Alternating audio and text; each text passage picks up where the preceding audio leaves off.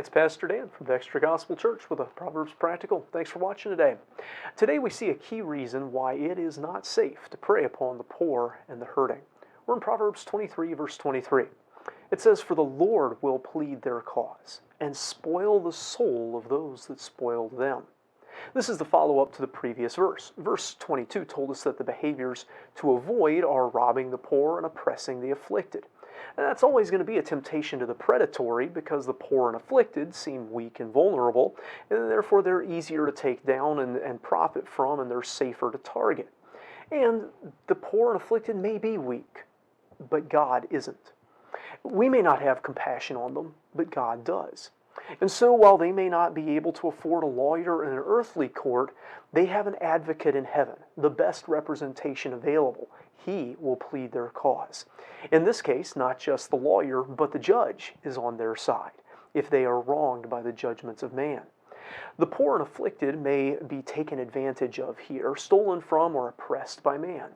But God will not let that stand without response. He will target those who target the poor and oppressed. He will spoil those that spoiled them. And notice that God doesn't just despoil the possessions of those who prey upon the poor and hurting. He despoils the soul. Sometimes they get what they want, physically or financially. The scheme works. Whatever it was that they were trying to steal or take or achieve, they accomplish. They get wealth, they get power, or they get fame. They win the argument and they hurt their victim. They step on the heads of others to climb higher themselves.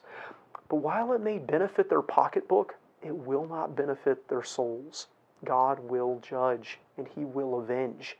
That vengeance may settle deep into the soul, and it may extend beyond this life itself. So when you pit yourself against the poor or afflicted because you're stronger than they are, you also pit yourself against God.